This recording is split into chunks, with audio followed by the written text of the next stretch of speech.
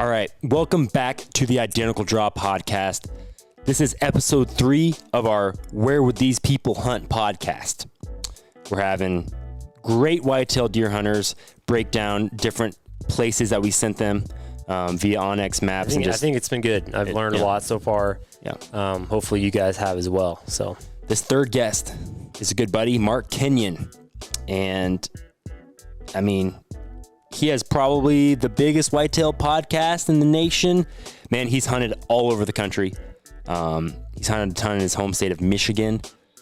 But man, the last few years, it just seems like that guy's on the road during the fall. Yeah. So he's accumulated a wealth of knowledge.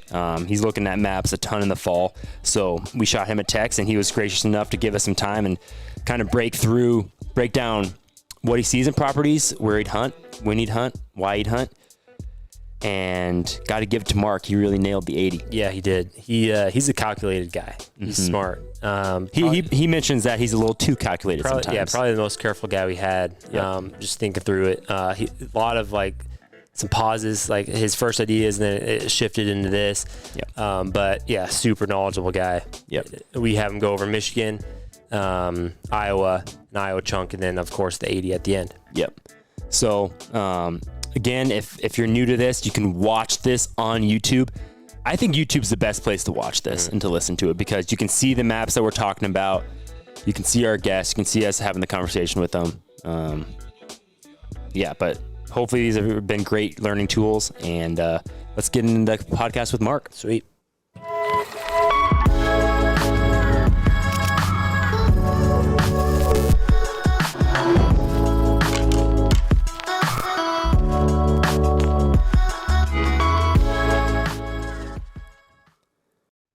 All right. Thanks for joining us, Mark. As we've done with a few other folks, we've got some waypoints that we want you to look at and just jumping in like you've never been there before. What we kind of said when we recorded with Clean Newcomb, it was like, if somebody came to your house and like put a bag over your head and then dropped you off in this piece, and you're like, okay, you have a full day to hunt. You just pop up your maps for the first time. You're like, oh, that's kind of where I'd start. I don't know if you have the waypoint up. We'll start in Michigan, and just take a look at that piece, and just right out of the gate, just kind of talk about what are the first few features that you're going to pay attention to. Yeah, you're throwing me right into the fire. Yeah, I know. Foreplay here. I know. All right. So this is in Michigan. Yep. And it is public land. Yep. And it's in the northern half of the state. So I do know a little bit about the northern half of the state as far as terrain, as far as, deer density, as far as some stuff like that. So I'm going to kind of think out loud here, and you guys tell me to shut up or to talk about something different. Yeah. So, this is pretty similar to a lot of stuff that I've walked around and hunted around up there, where there's lots of timber and water. It's pretty wet. And so the first thing when I look at this, I'm seeing it's, piece of public land. It's 74-ish acres. And it is essentially all timber except for what looks like some wet stuff to the east. So a couple things I would do here if I was learning a new property just based on a map. First thing, I'm just looking at the satellite view. The next thing I would do is I'd throw up those topo lines and look in. Usually when I'm using Onyx, I'll do the hybrid view, so you can see the aerial and the topography. Now, knowing northern Michigan, there's not significant topography. There's nothing like big coulees in Kansas or big steep draws like in Iowa farm country. This is there are, so you can see some like low spots, high spots, but it's like very minimal change. I'm sure this is like feet of difference. Yep. So I'm looking at this as mostly mostly flat, except for that low stuff where there's that wetland to the east. So I'm looking at the topo. I'm recognizing that there's not a whole lot of big stuff when it comes to, really pushing deer around in a significant way, like you might have if there's like 400-foot bluffs. Yep. Like I mentioned, I want to see the differences between high ground and low ground when it comes to water. A big thing in Michigan is those wetlands. Wetlands and swamps usually equal deer. because there's a lot of hunting pressure in Michigan, more so in the southern half. The northern half, not as much, but there's still definitely regions where it can be heavy. Swamps and wetlands will keep deer around because it's someplace that hunters don't usually go. So I'm always interested and excited to see that. So that catches my eye with this property. So the next thing I'm seeing is, okay, I can see there's some wetlands there to the east. It extends into a bunch more on the neighbors, probably. Now I'm looking for edges. So one of the first places, like if I was going to be laying waypoints to go and scout this in real life, one of the very first things I'm interested in is walking the edge of that wet stuff. Because as we know, deer are edge creatures. So they're going to want to bed near edges. They're going to want to travel along edges.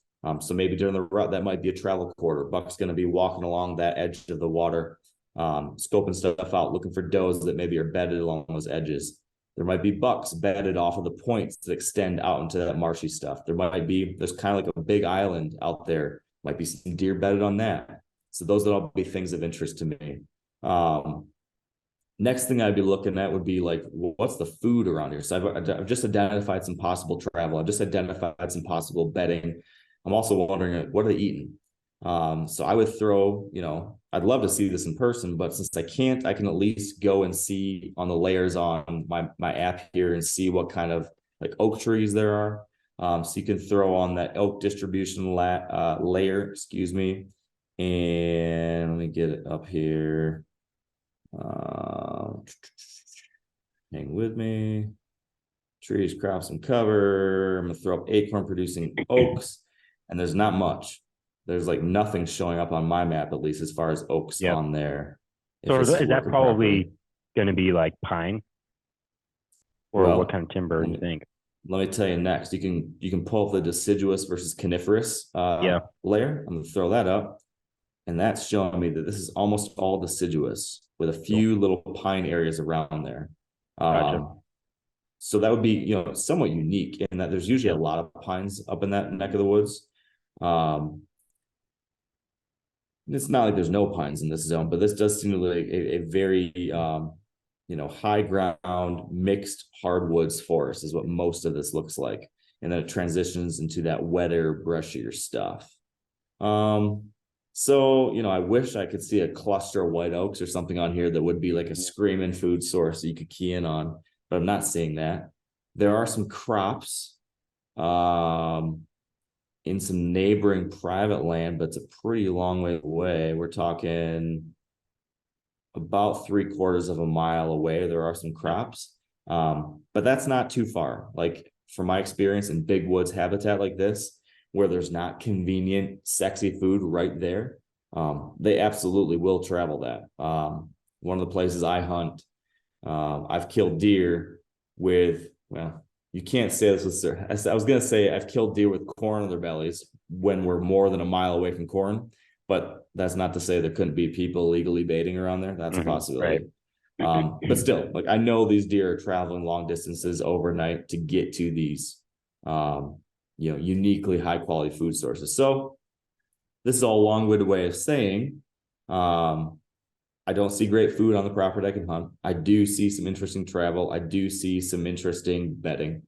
So if I were, going to come and hunt this, the first place I'm interested in, since there's no major food source to look at, I'm interested in that far eastern corner where you've got the wetland, where you've got some kind of transition, where you have that diversity in habitat. So I want to see the island. I want to see those points. I want to see that edge. There's a power line that runs along the southern border that I'm just noticing now.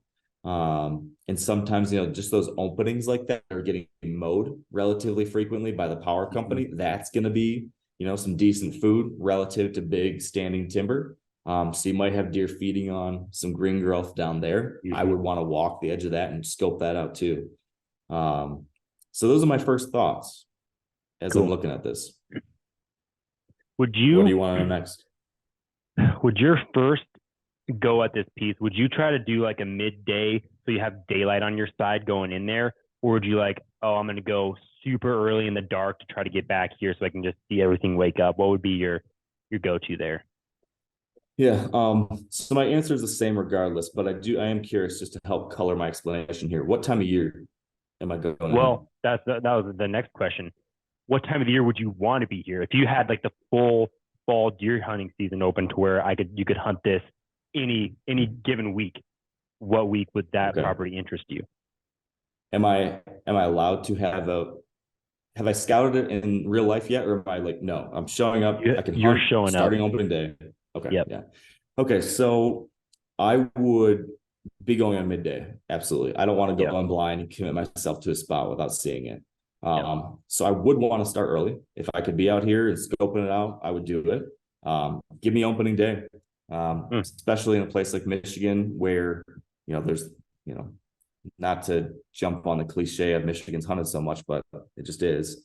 That first day or two is so much different than the next 3 or 4 weeks in most places, unless you have that extra special control over a large area. So I would love to go in there midday or late morning, that first day of opening day when I know deer back to bed, and I can see, and I would have my saddle and sticks and everything ready to go. And I would scout my way in. It's going to depend on wind direction, of course, if I could even do that.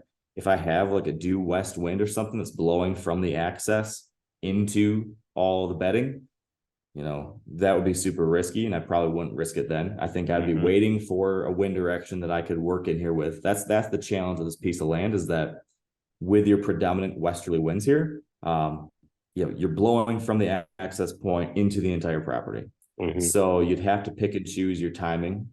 I think you could hunt, with some southerly winds, you could work up that north edge. If you had some northerly winds, you could work down that southern edge.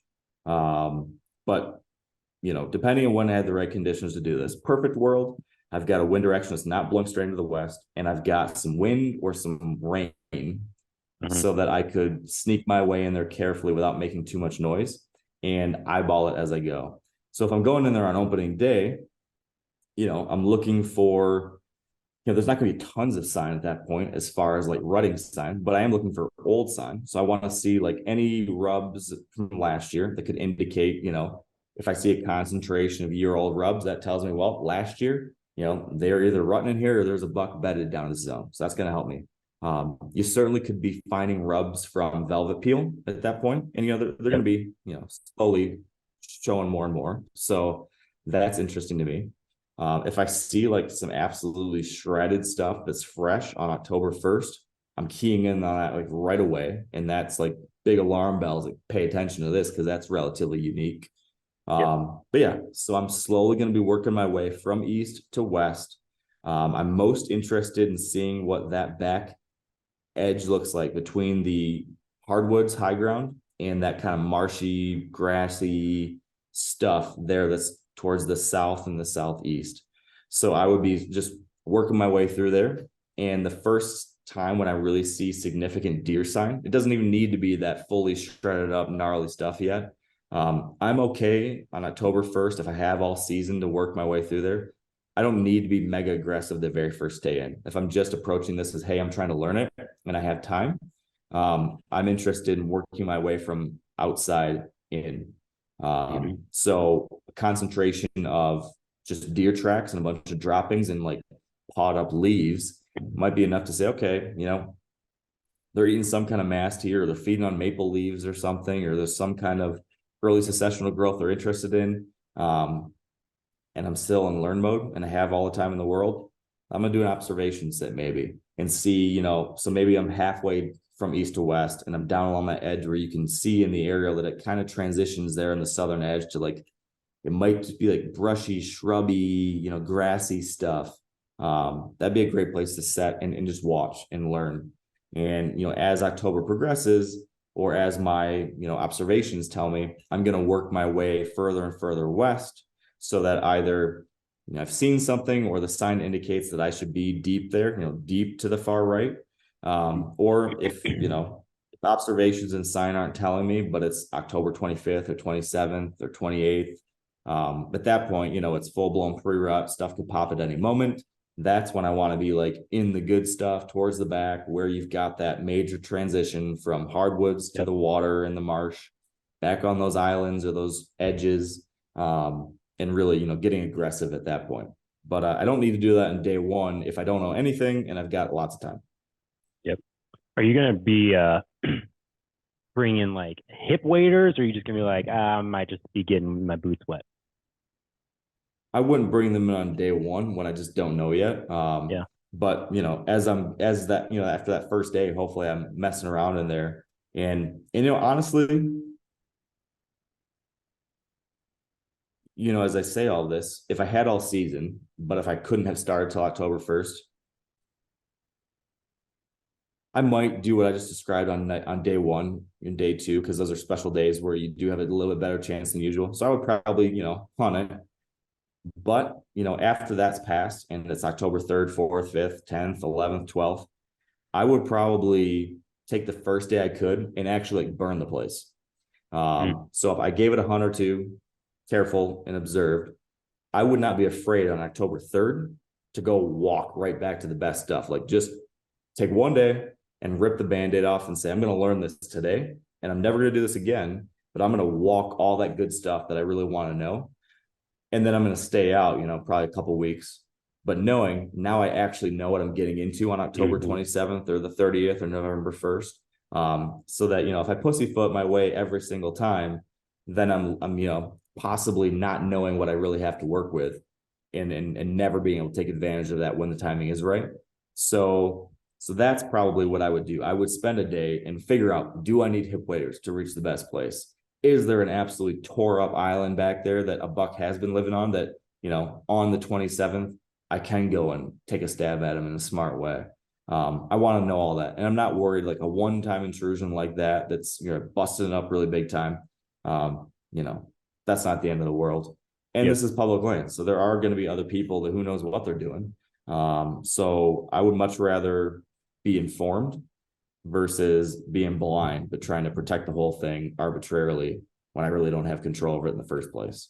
So I wouldn't bring hip waders unless I absolutely had to. I would do that first hunt or two, take a little bit of learn a little bit. And then if that doesn't work out, then it's, let's really figure this place out quick. And then I can be really calculated from there on. Cool. So one of the last things I ask people on each piece is, if there's one truck on that piece, are you bouncing to something new, or you're like, it's probably thick enough, I'm still interested, I'd hunt it with one truck there, or you're like, nope, one truck's there, I'm out? Feeling when you come rolling up to a trailhead parking lot and you're just like in your head, like, please no, please no, please no. Yeah. So it would be, a little bit dependent on, hopefully I'm learning a little bit about what kind of pressure's there, and what it looks like in there. But let's say it's like super thick and I know that maybe it's wetter than I realized from looking at the map here. And maybe it requires you have to go through some swampy stuff even to get to that back corner. And if on my big day where I did a lot of scouting, I found a bunch of stands, but within a couple 100 yards of the road. And then I know, like, at least as of October 4th, like, man, there was no sign of people in the back, no cameras in the back, but a lot of stuff up towards the front. If I knew all that and I saw a truck there, I would certainly still give it a try. But it is only 75 acres, which is a pretty small piece of public that could get, it could get crowded real fast. So it'd be dependent on those things I just said. And how excited am I? Like, how confident and excited am I about what's back in there? Like, if I had some cameras and knew there was like a big boy that was just like in there all the time, or if I found like screaming hot sign and it was just getting better and better, and I knew, like, gosh, like there's something worth getting after, I would do it. But if all my scouting efforts had turned up like nothing too terribly exciting, and now there's a guy in there, I would hopefully have some other options that would be more promising that, would be worth my time. Yep. Cool. That's great. Anything else in that piece? I think we move. Okay. Sweet. Next one is in the great state of Iowa. Oh, Iowa. Land of dreams. All right. I am there. Okay. So do you have questions for me out the gate, or do you want me to kind of walk through my thoughts as I'm looking at it? I guess for the listener that's not watching, it's a 272 acre piece, mixed of timber and crops with some water, looks like. Yep. In central Iowa, I'd say. So Yeah, just dive right in. The first few features that just your eyes go to right off the bat. All right. Well, the first thing I notice is that this place is surrounded by crops and almost zero cover. Yep. It's all big ag land. So it's like, what most people think Iowa is when they drive down the highway and they just see corn and beans forever, for as far as they look. Well, that's kind of what this zone looks like, with the exception of this piece of public and a little stretch down to the southeast, where we've got, a large body of water that then either is draining into where we're going or is draining from where we're hunting. But basically, there's a big creek that runs through this piece of public land and uniquely has like the most cover around for quite a ways, except for right next to that big body of water. So the first things that scream out to me are good bedding for the, relative to the area, and like an awesome travel corridor, like awesome cruising funnel. You've got these, big deep S bends with lots of timber and brush around them, that without a doubt there's deer bedding in, and you have crop fields or CRP or something on either side of them, even on the public land. So that all stands out to me. If this is private land, I would be like, oh man, easy, pinch points here and here where it gets really narrow, obvious stand sites. But it's public, and some of those obvious stand sites, where the timber pinches the tightest around the creek there, is also pretty close to parking lots. So now I've got like, mixed feelings about those places, because like there's a sick little tiny pinch point that's like 64 yards wide. Like I'd be jumping all over that most places, but it's only, it's 400 yards from the road, or 400 yards from the parking lot, and 280 yards from the closest road site. So I'd have mixed feelings about it. Now I'm a little worried that, gosh, that could be great, but it could also be, the spot that every other hunter throws a tree stand. Same thing. There's another one where it gets really tight, and that's about 564 yards from the parking lot. So what I need to figure out, one of the first things I need to figure out is like, what's the pressure like? This is kind of out in the middle of nowhere-ish. As I'm zooming out, I'm looking, there's not like a major metro by it. Yep. So maybe it's overlooked. Maybe there's not a lot of guys that get in there. And if that's the case, maybe I can hunt those obvious locations. But if it's pounded, I got to get a little bit more creative. So they're feeding likely out on the neighboring private land. They're bedding in this timber along the edge of this creek, in those little S bends. Lots of times that's where I'm assuming there's going to be deer bedded. It does look like there is some topography along the creek. So there's like some points extending out. It's hard to say exactly how substantial they are as I look at this. They don't seem super substantial. Looks like, 1,080 feet at the top, 1,090 at the top, maybe 1,060 at the bottom. So we're not talking huge ridges here. We're talking relatively subtle topography, but still, like, there's some points extending out there that there could be deer bedded on. Anytime there's these oxbows and creeks or rivers, deer like to be hugged up inside of those. Yep. So, that's something I'm looking at. Now I do want to turn on my oak layer just to see what these trees are. And there are a bunch of oaks in there. So that is a little bit unique in that they won't necessarily only be feeding on the private land surrounding us. There's going to be some mass on the ground, hopefully, on a good year. So some of these deer will just be hanging out in there, during the daylight hours, possibly bedding in those places I just described, and feeding around in the timber along the edges, because it does seem like there's a pretty good amount of oaks in this. So that changes your thoughts a little bit. One other thing worth noting, I think, here, as I would be, thinking out loud here, but as I would be considering my hunt plan, as I mentioned, I do have worries about like being close to that road and hunting pressure and that parking lot. Well, there is a very interesting little like easement or something that comes in off of a different road. It doesn't seem to be a parking lot there. Maybe like there's a little drive on the private land, but I don't necessarily see for sure a parking lot on the public. So that might be a place where people don't usually access the property from. And that would be a way to access the very farthest southeast corner of this public land, as far as you could possibly be from the parking lot. This little easement could get you in there without having to walk through the whole property. So that little zone down there intrigues me. It butts up into some of that ag. There's some brushy, grassy, shrubby stuff down there. There's a point overlooking that creek.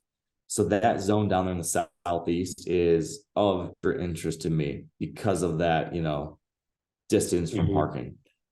Yep. So I would say those are the things that stand out to me. This screams like rut hunting because of those pinch point locations. I just need to confirm like what's the pressure. So if I were showing up early in October, that's what I want to figure out is, are there a bunch of guys in here? Is this getting pounded? I would probably take a similar approach to what I just told you in Michigan. Like I like if I have the time and if I couldn't scout in the preseason, I still want at least one good day out there to really figure it out. So, I might go in for that first day or two with kind of like observe, but be in a spot that I like. And if that doesn't work out, then I will do the burn it down day where I really mess it up, but I really learn it. And then that puts me in a position where once I get into late October, which is where, usually I'm expecting to have that beginning of best possible activity leading through November, then I would be getting smart about using what I learned.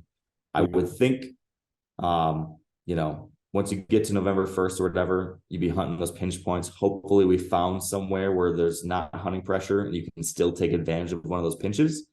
If not, the second thing I'd be thinking about is like that far southeast corner or the northeast corner-ish where there's that biggest concentration of timber I'd like to get on the other side of the creek, maybe from the parking lot. So you have to maybe do a creek crossing or two to get back there. If that's also good doe bedding, I would like that. There's also a corner, like the far eastern side, upper northeast, where that creek winds around and it does pinch down again going onto the neighbors. So that becomes like there's actually a pretty tight pinch there, but you have to cross the creek several times to get there. And goes from like the biggest the timber gets on this public to the tiniest it really gets in that creek flow. That would be another interesting place in the rut where you might be able to avoid some of the pressure while still taking advantage of being downwind of that bedding and in a tight spot. Those would be a couple of places I would focus my scouting efforts and that I think, might be worth your time. So let's say you didn't there's no scouting option for this. You got dropped off. Let's say it's November 7th. Let's just for this, let's say you can don't worry about the wind. You can just plop. You have to pick one spot on that piece to hunt. Where are you going if the wind's right? Okay. I'm going to be optimistic here. And I'm going to paint the scenario I want. And the scenario that I want is that because this is kind of small and it's kind of out there, I'm going to say that all the other public land hunters have been mostly looking past it. Yep. And it hasn't been getting pounded. And so because of that, the obvious pinch points are still, deer are still moving through those. Now I'm going to avoid that first pinch point. The first two pinch points I looked at that were, even though they look really nice and they're really narrow, we're talking 60 yards across or 70 yards across. I'm going to still operate with the belief that there's still been some stuff going through there. I'm going to pick that last place I described to you guys just because I like the fact. So this would be the far eastern border, where that largest chunk of timber pinches down at the neighbor's property line. Yep. And so what I like about that the most is that it's still a really narrow pinch point. But it, if there is some some does bedding. If there's got to be some does bedding in that larger chunk there if this place isn't getting pounded. So if this place isn't getting absolutely demolished, there's going to be does bedding up in that larger timber system. There's going to be bucks that are working that whole corridor. And there's going to be some that are going to trickle out there to the east onto the neighbors, continuing down that way, down that creek. And what I like about it is it pinches them down. I'm going to assume we usually have westerly winds. That kind of sets up nicely with like you have a northwest or a southwest wind and hunt either side of that creek there and be downwind of all that bedding, but in a pinch point, and you're multiple creek crossings away from the other public hunting access.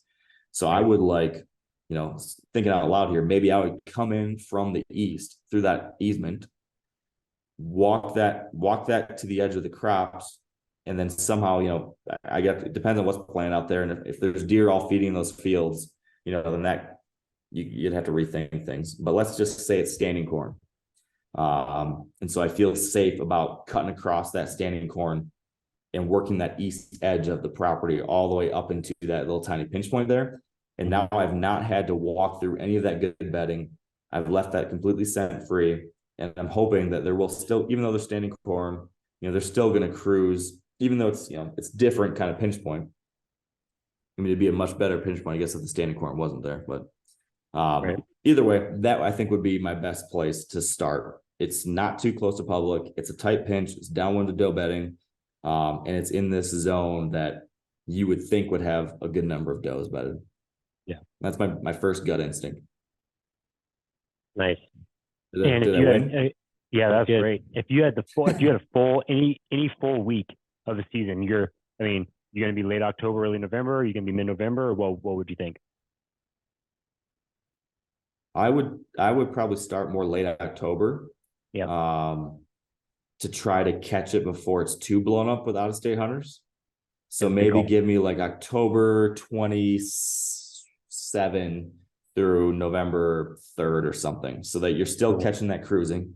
Like this screams cruising bucks to me.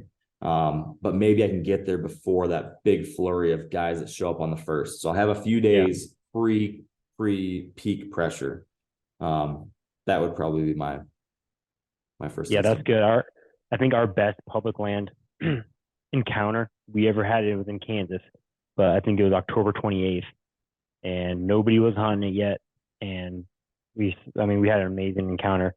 But it's just like, I think that time frame that, even for me, I'd even go up to like October 20th. That's kind of my bread and butter for hunting the really good whitetail stuff in other states that I know is going to get hit really hard in 2 to 3 weeks for sure. Yeah, I love that. Those last 10 days. Yeah, Mark, same question with cars and other hunters. Let's say that east spot, that little like access there is open. Well, you've got one in that main parking lot on the west side. Are you still diving in? I think I'm still diving in. Yeah. Yeah. I mean, there's a lot of interesting locations where I could see, another hunter wanting to post up on one of those other pinch points and things. It doesn't help you, but if I could get that far east side, you're still, you're how far are you here? You're 1,000 yards or so almost from the parking lot. I'm going to hope that he's going to find something appealing to him well before he ever gets back to me. And with a west wind, let's say westerly, he might be blowing his wind through all that, but that, might push deer as far east as possible. So if there's a buck that's cruising down this creek, we're just going to assume he's cruising that right along the edge of the creek.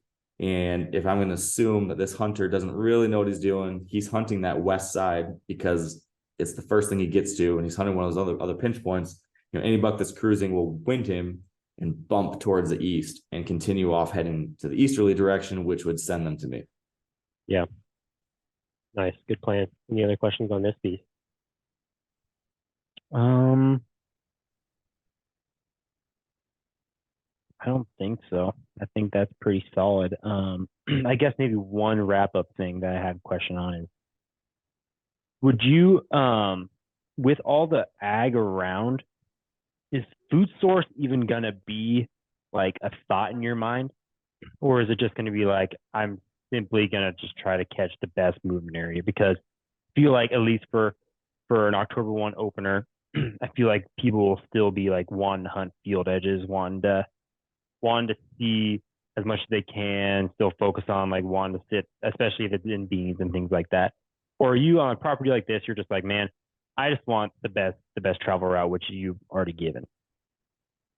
So it just depends on when I'm hunting there. So like if I'm there for just my 1 week, then I like in like October 27th through November 3rd, I don't care about the food really.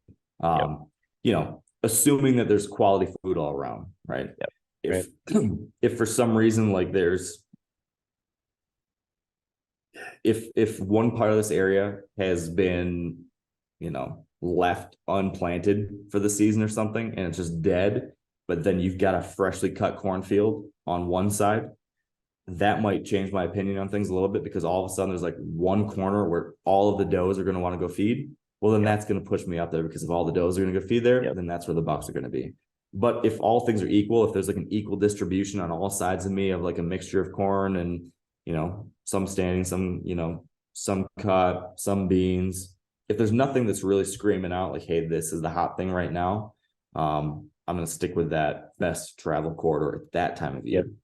If I'm there to hunt the first couple of days of the season, if that's my thing, like that's my time, October 1st, 2nd, 3rd, then food then becomes like big part of the equation. And I'm trying to figure out like, you know, hey, is there a bean field that got planted late and there's still some green in there? Then I want to key in over there. You know, that kind of thing. And like I said, there are a bunch of oaks too. So again, that's another big picture consideration in October. That's where that big scout day is going to play into it a lot. So if I'm hunting early season and I go in there and scout my way in, I will be basically, if October 1st, if I don't do a drive-by and see some green beans somewhere, now my next thing is, okay, this is, you know, mainly going to be trying to catch one of these bucks milling around there in the timber, feeding under some white oaks. And in that case, then that's what I'm really looking for. Either on those first couple of days of hunting, or if I go and do my major speed scout, I want to identify those best clusters of white oaks if they're in there. And that would be a thing to be keying in on then.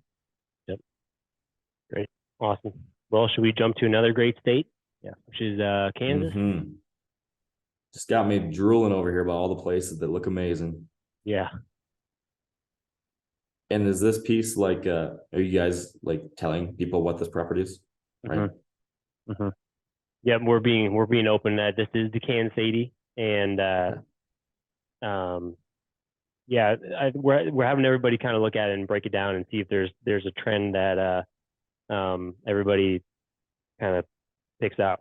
So we'll give a little information just from what you can see there. 80 acres, obviously north to south. The opening there, you can see, is pasture. Besides the dark, like almost hourglass type look, that's half corn, half beans.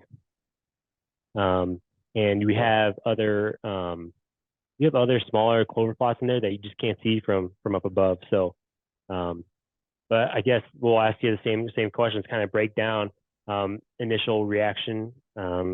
Again, if you had a single day, like what really just jumps out at you if you didn't have a scout day. Let me pull up my favorite layers here again real quick. So it looks like you guys do have a bunch of oaks, supposedly. Is that true?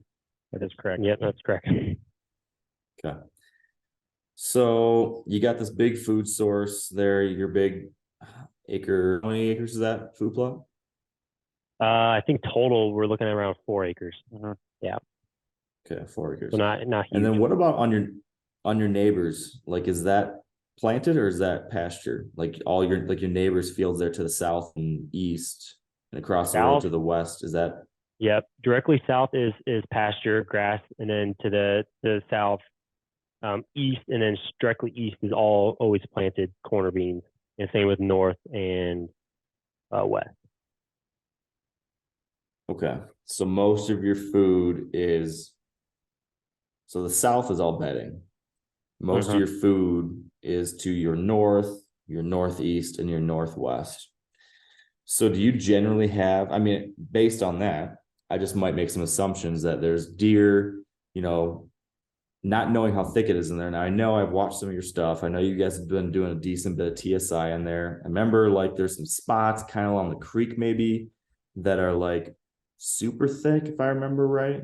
I mean, not knowing anything, I see like you've got this creek that runs through kind of the eastern half of your 80.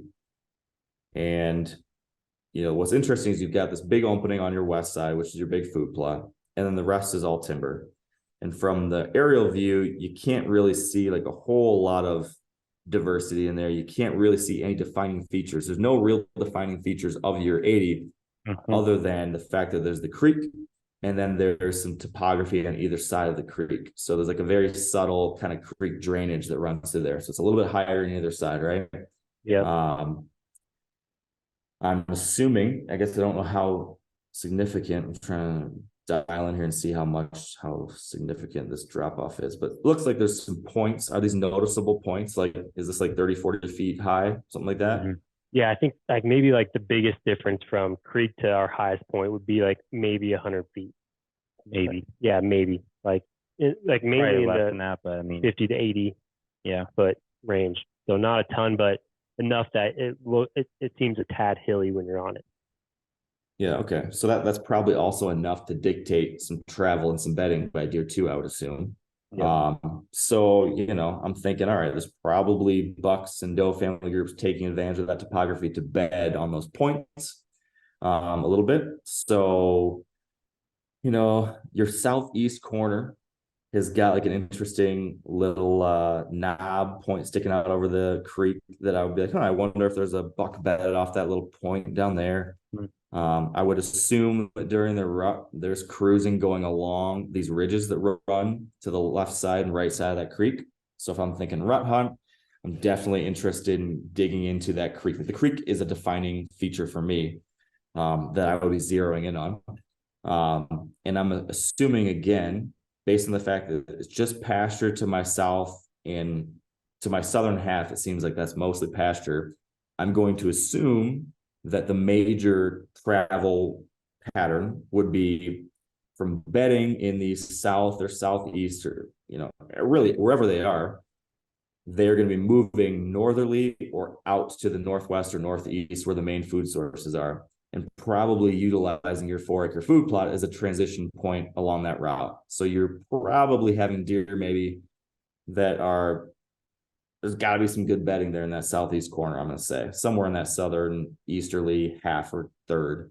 And so there's got to be some movement that's going from the southeast, that's heading northwesterly, transitioning to your 4-acre cornfield, feeding in there, hopefully, and then eventually moving out to the north or west to feed in your neighbor crop fields.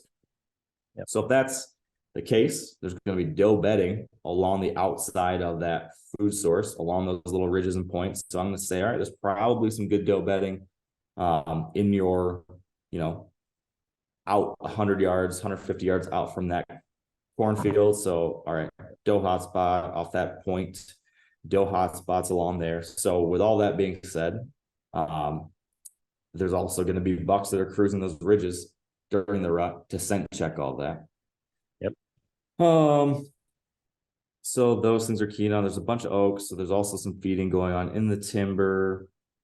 There's not like, I'm just trying to zoom out and think through like all the other things I'd be thinking about. Your access is a little tricky, I would guess, because you've got, your access from the west. And if I'm going to assume you have mostly westerly winds, maybe southwesterly in that part of the country as your most common. So if that's the case, then I'm next thinking like, man, how do I hunt this during the rut without blowing it up? If I'm coming in the rut, I don't care about blowing it up, I guess, as much if I'm coming in the morning. So this might be a situation where I would, wait to hunt it during the rut. And then I would go in there super early in the morning with my wind blowing across the whole thing. But I'm going in there super early, knowing that hopefully all the deer are out in the crop fields and your neighbors. I can get back into there. I can get on the east side of the creek. Maybe would be what I would do. Well, they might be cruising that west side though with a west wind, and I would get just east of that. There's a lot going through the mind. But yeah, I mean, I would be keying in on that corridor in one way or another during the rut, because I just, not knowing a lot about the area, I'm assuming that's bedding on those ridges. I'm assuming they're going to travel along either way to connect the dots. There's a little bit of you've got a couple pinches on your neighbors to the east where they're going to be, if they want to connect from your 80 to anything else further to the east, they're either following that little point that's like dead center of yours, or they're coming into your northeast corner and cutting in there. So I would look at those as like, especially that northeast corner, kind of fun is a tighter funnel by virtue of the pasture on your neighbors and the creek coming in there. So if that's like super thick and gnarly and there's some doe bedding up on those points and ridges there on your north half, that is intriguing to me. What else? Yeah, here's the question. Say you wanted to hunt the late October into November timeframe. Are you doing one of your burn days where you're going to hunt it for a few days, and then like if you're not getting a lot of traction 3-4 days, are you gonna walk this thing, just like learn it really well, or during that time frame you're like just time in the stand, just gotta move around in the stand? Yeah. And I've never been there before, and I'm showing up on and knowing that this is private, so you're not going to have other public access, stuff like that. Yeah. So that is hard for me. Mm-hmm. But you know what? I would probably go in midday on the first day, observe my way in and hunt that night, but really scout my way in. Yep. And I would hunt that next morning in that same location. So I'd scout my way into a good spot where I can observe a lot and hunt it again that next morning.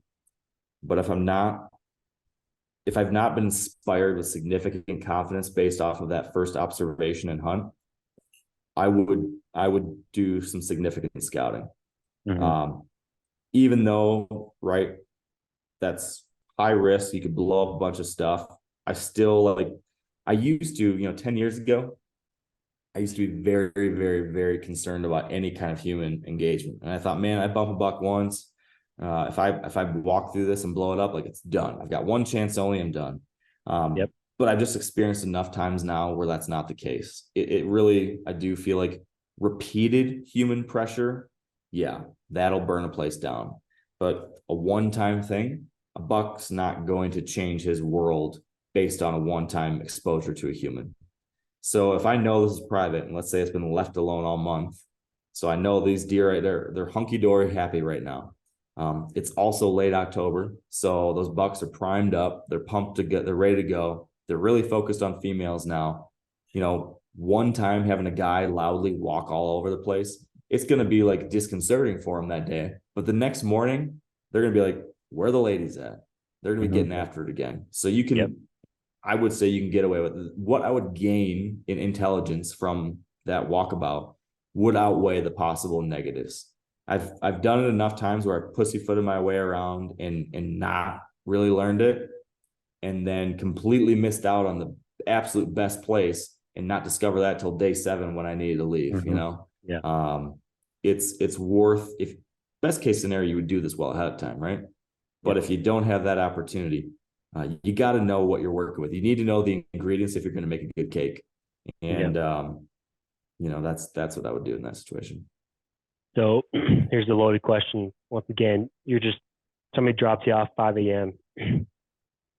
You got your saddle, like you've got one day. Let's say it's pack your lunch. Yeah. Let's say it's November 11th, cold front. So winds coming from the north. Where are you going? Where's your spot? Okay. So full disclosure, in that situation, guys, I'm laying in my bed at 10 o'clock at night, the night before, staring at this map, going back and forth in my head for about 3.5 hours until my eyelids are peeled up and I've got red eyes and cold sweats. So this would take me some time, but a north-ish wind. It's November 11th.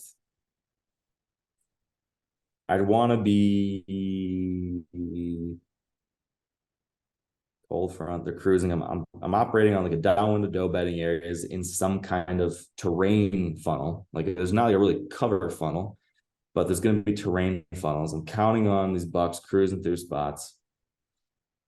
I'm keying in on like the upper northeast.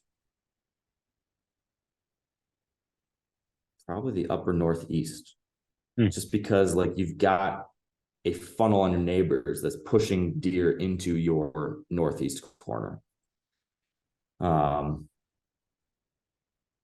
lot of oxbows in the creek there. You've got that big river up there with some deep oxbows, making me think, man, there's some deer bedded up there and your neighbors. I know does are, I'm sure there's some does that are bedded close to your food plot. So I know bucks are going to be cruising that side too.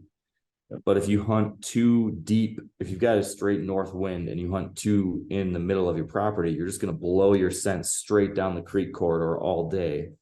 So I wouldn't really be stoked about that either. So I kind of like the idea of being offset and be on like your far east corner maybe, and then blow your wind, south of the creek corridor. Oh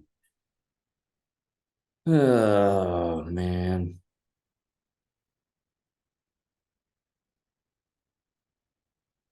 This is going to make great podcast content when I stand here when I sit here for 5 minutes not saying anything as I think this through. Well, the tricky part about one of the trickiest parts for us still to this day is access. And like you can throw a dart at this 80 and be like, deer's bedding there. There aren't those pockets. We've managed it to make those pockets, and like it helps a little bit.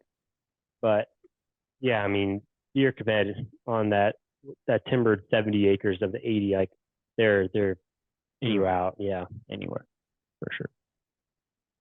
Yeah, so I mean, I'm going to be on either side of that creek along those ridges, assuming that there's deer cruising up and down those ridges because of the wind. It looks like this is like a pretty substantial long ridge that runs kind of like halfway through and then kind of angling down towards the southwest a little bit. Like that's a big obvious travel corridor along that ridge, but with a straight north wind, you're just blowing down that whole thing. And even though I know there's a bunch of does bedded there and I know bucks are wanting to cruise that and check it out, I don't feel confident hunting up there with that wind direction. You could hunt the very southern tip of that, I guess, where it blows into the pasture beneath you, and you could hunt along there, along the creek. And that does kind of, your neighbor has a little strip of timber there along the creek that I imagine pinches deer in. So I bet a lot of deer that cruise this creek have to, as they cruise the creek on your neighbors south of you, I bet you get more deer entering your property on your southern edge along that creek right there, disproportionately high number of deer coming in and out along that southern border, right where that creek is because of the timber pinch on your neighbors. Is that true? I'd say Mark's probably nailed this the closest. You did good, Mark. So the northeast corner is a spot that everybody's like, I'd be probably in that northeast corner. But your south comment, when you pointed out that ridge in the southeast, I mean that's buck bedding. Like that is probably our best. We find the most sheds. They're hanging out there a lot. We have one of our most active cameras there. And then where you just last mentioned, you hit the home run. I mean that Southern Creek. That's how I killed my big buck last year. We were set up in a stand right there because we ran through the same mind process you just did. We had north wind. You're like, we're gonna sit south. It's probably not our best spot, but it's favorable to a buck moving into our ground. Sure enough, I mean he came down like basically downwind. So you can see that where that water comes onto the 80 and then takes a hard right. That we were basically sitting where our wind was just going right over top of the water, and that buck was just to the west of that creek, just coming along that. So our wind, I mean, we had wind right, just paralleling him basically. So the question we've asked everybody is, one, was he bedded in that little chunk, or was it just we were right place, right time? It was a good day. Like that morning hunt was good. Like there were bucks everywhere. I already had my bow in hand and was grunting because there was another shooter buck we saw chasing does. So was it just right place, right time, or was he potentially bedded out, hanging out before that? What was the date? It was November 11th. I would say he could be bet at any dang place, but Yeah. that is the place, like that seems more like a cruising location. Like he certainly could be betted somewhere in that chunk or down in that draw. But seeing it, what time of day was it you saw? 2 p.m. 2. So if you told me that he was betted in that draw somewhere, it wouldn't surprise me, but also it would not have surprised me if he was betted, quite a distance and he was doing a midday walkabout. That's just such a great, like, the more I look at stuff, like that's one of your best locations as far as like uniquely getting them into one zone. Because yours is like a big, wide block of timber, but you've got a couple of these on ramps, and that's a major on ramp for deer leaving a neighboring property coming onto yours. So yeah, it makes sense. I'm glad that what you saw matched my intuition. Because it makes sense from an aerial perspective when you are able to kind of think it all the way through. Yep. Yeah. Biggest thing about that northeast, we wish we could hunt that northeast chunk a lot more. The neighbor is great, and he does let us access it from time to time to the north. Like I shot a buck because he lets us go on there. We just barely dip into our timber. So that is useful. The timber is just hard there. That's like, there's more oaks closer to, there's some big oaks in that flat, but it's also like in the northern section of that open area, or just the flat area. It's a lot of Osage orange, and you can't get a tree stand in there. We've done ground hunts honestly in there, but it's just, it is thick, gnarly in there for sure. But yeah, that's sweet. It's a really cool area. I can see why you guys like it there and why it's producing for it, because it's sick.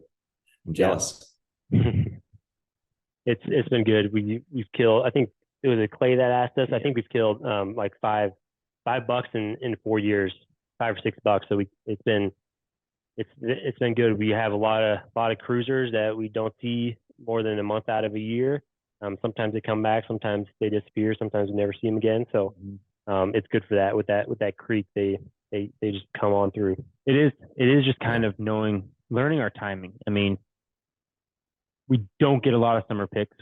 Our Septembers are pretty slow, but mid-October on is pretty gnarly. But it's also like, we have always people like just hunt the food plots. And one thing that we always talk about is, the first time I think it was the first time we ever sat our bean plot, like ever. 2019, Tom shot a deer, like shot a big 5-year-old buck in the beans, and like that burned us for a few years, like because we were like, well, that was really easy. Yeah. Like let's just go in this property and sit the beans. And then now, besides late season, 90% of our hunting's in the timber. Yeah. Just kind of doing what you were saying, just working on, just kind of hunting the edge of what we've noticed that are like little thicker bedding areas. Definitely like kind of being dictated where we sit based on how we can access it, because that's the roughest part of it for sure. So, well, your farm, your timber there really has like it's like a node, and it's a big connecting piece. There's every corner you have a finger of some sort coming in from the neighbors, and yours acts as like a central hub of that. So it's well positioned. You guys picked a good one. Yeah, that's one thing. Like we looked at basically 30-mile radius, and our chunk is just seems like it's one of the just biggest chunks and thickest areas that we could have that would hopefully just bring on a bunch of different deer. But you nailed it. That was really good. Yeah, it's interesting. We get deer to like hang around for a handful of days, and then they'll be gone for a week. And then they'll come back and hang around for a handful of days. And we have hunts that we are going out and we're like, there is a shooter buck 100% on our 80 right now. It just depends on how can we get there without blowing this up? How can the wind be all right? Like, we know there's going to be more deer in between us and them, and that's honestly the hardest part. Yeah. There's a handful of days like, every fall that are like that. Yeah, I would see this being the kind of place that you have to have the right wind, which is a relatively unique wind to hunt your food. Yeah. And so you got to be pretty picky, choosy with that in the early season. And then it's like, it would be really hard to zero in on any kind of specific thing until you get to that rut period where you can count on them cruising, and then you can take advantage of those ridge lines, doe bedding areas you've learned, or those little pinch entry on ways. Like, yep, I could see it being tricky unless you've got, like a micro food plot and a camera that tells you like, oh, big boy's here like every other day. Well, then okay. But other than that, I feel like October's got to be October must be a little bit tricky in that regard. Because as you mentioned, all that timber and tough access. Like you've said, we've had Octobers where we're like, man, where are our trail cam picks at? Like, we're not getting bucks. And we've seen, okay, like late October, I think we did 29th one year. We both of us split up and just scouted. And this was like after having the property for at least 2 years. We were like, we're just going to split up, grab the cameras. Let's just do a huge camera shuffle. We're getting rain. We were like about to get poured on. So we're like, let's just do a big scout. We just like walked a lot of it. And just found that fresh sign. And then I think that was the 29th, and November 4th, I shot my buck. So we just like, we even though we like know this place, we try to like, not be, we're not the type where we're going to sit the same stance every year. We're going to scout it. Like, it's almost like we have this all this back knowledge, but we're like still going to do things differently every single year. Because I think that was kind of a dip. The first 2 years, we kind of just did things the same, and it started to bite us. And we're like, we need to look at this almost like a public chunk, just have a little more aggression. And since then, it's paid off most of the time. Yeah. And that's fun to do too, to kind of look at it with new eyes. And it's amazing how much you can still learn even after knowing a place for years and years. There's those little things that you do discover in year 6 or 7 sometimes end up being the very most important things. Yep. Yeah, because you're doing some work in the northern Michigan farm, right? I'm going to get into that a little bit. Yeah. So what kind of things, like what triggered you to kind of do some of that?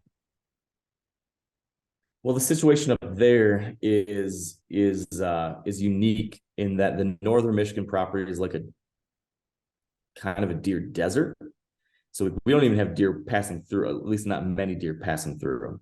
So we've slowly been able to make some very tiny updates, but we don't have, it's just so far away from home. It's hard to get equipment up there. It's hard to, it's a family thing. So you have to get a lot of buy-in from a lot of different people. It's not just like me and I can do whatever I want. So it's been like a very slow process to get a little bit of something done here and there. So I'd done like a couple little micro food plots in the past and some very, very minimal kind of timber management, but I mean, minuscule. But for a while now, I've known like we need some kind of like anchoring feature to make this place a destination again, because it's kind of like that property that we started with, the Michigan property we started with, and that's like just all big timber and marsh. And so the only feature there's ever really been has been like that edge between the marsh and the big timber. But there's nothing holding deer in the area. There's no food for more than a mile around anywhere. There's not very much food in the timber. It's mostly pines. There's some maples and aspens and stuff like that, but there's not great oak production anywhere. So there just wasn't a lot to even be in the game other than just hoping and praying for a random pass through. And this is a low deer density area in the first place. So the big thing I knew we had to do at some point was try to get like a big food source on here somehow. And when I said big, I mean relatively big. And we just didn't have the equipment to do it. So we finally were able to find someone who would come in for a reasonable price and do some significant cutting and, mulching and pushing around with equipment. And so we opened up about an acre, just shy of an acre, I think, for like what will be our, destination food source in this kind of area. An acre will stand out from everything else because there's no ag. So we've got like a big acre food plot and then another micro food plot back in the timber, and then 4 or 5 other places where we had this big mature pine stand that was like real desert, like no brush, no understory. You could see across like 700 yards, just there's nothing. And so we got 4 or 5 big pockets cut in there, which will hopefully, there's now treetop structure on the ground, and hopefully sunlight will get in there and get some new growth. So all that's to provide some kinds of features to give deer a reason to hang out, and some, somewhat predictable pattern of like how they'll want to use some stuff there. So I know there's still going to be deer cruising this edge, but now there's going to be a reason for them to move through this mature timber. There's going to be hopefully some does bedding in those pockets we cut. There's going to be a food source that makes sense for deer to be coming in and out from. So all of that will, hopefully lead to a little bit more of a reason to get excited to go up there from a deer perspective now. Yeah, definitely. So do you have, I guess, for this piece and what else, whatever else you're hunting whitetail wise, do you have some cameras out, and have you seen anything good yet? So yes and no, not much. We've got just one camera up there on that northern Michigan piece, and there hasn't been much moving through yet. There's been deer, but we're not seeing, other than a couple random bucks showing up there, but there's no real draw yet.